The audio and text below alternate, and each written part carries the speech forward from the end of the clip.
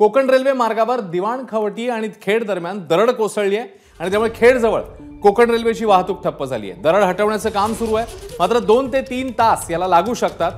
चिपळूण आणि खेडला पाणी भरलंय। तुफान पाऊस सुरू आहे कोकणामध्ये आणि त्याचा कोकण रेल्वेला आता फटका बसतोय। अनेक गाड्या 4 ते 5 तास वेगवेगळ्या स्थानकांमध्ये उभ्या आहेत। अमोल मोरे आपले प्रतिनिधी आता आपल्या सोबत आहेत। अमोल, पावसाची काय स्थिती आणि या रेल्वे बद्दल काय अपडेट्स आहेत? किती वेळ आणखी लागू शकतो? काय स्थिती आहे? अश्विन, पाऊस म्हटला तर प्रचंड आणि तुफान पाऊस सध्या कोकणात बरसतोय। अगदी रत्नागिरी जिल्ह्याला चांगलं झोडपून काढलेले हाच साधारणतः पावसाचा किंवा मुसळधार पाऊस सध्या रायगड आणि सिंधुदुर्ग जिल्ह्यामध्ये देखील आहे आणि अर्थात याचा फटका अगदी मागच्या 4 दिवसांमध्ये दुसऱ्यांदा कोकण रेल्वेला बसलेला आहे।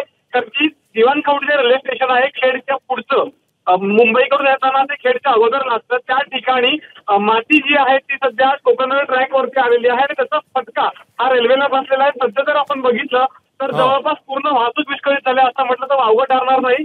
कारण की जी मुंबईकडे जाणारी मांडवी एक्सप्रेस आहे सध्या खेड स्थानकात थांबवण्यात आलेली आहे। गंगानगर एक्सप्रेस जी आहे ती कामते स्थानकात, तेजस आणि जनशताब्दी एक्सप्रेस या दोन्ही गाड्या सध्याच्या घडीला रत्नागिरी रेल्वे स्थानकामध्ये थांबवून ठेवलेल्या आहेत। अश्विन, आणि एकंदरीत किती वेळ लागेल हे आता तरी सांगणं कठीण आहे, पावसाचा वेग वाढतोय। अश्विन, अमोल, धन्यवाद या माहितीबद्दल। तेव्हा जसं आता आपल्या प्रतिनिधींनी सांगितलं, पाऊस तर वाढतोच आहे आणि दुसरीकडे नागरिकांना अशा प्रकारे खोळंबा एक्सप्रेसमुळे त्रासाला सामोरं जावं लागतं। याचं कारण पाऊस जोरात पडलेला आहे आणि त्याच्यामुळे दरड कोसळली। दरड कोसळल्यामुळे रेल्वे ठप्प झालेली आहे आणि त्यामुळे रेल्वेमध्ये जे प्रवासी आहेत ते अडकून पडलेले आहेत। अनेक गाड्या ठिकठिकाणी उभ्या आहेत।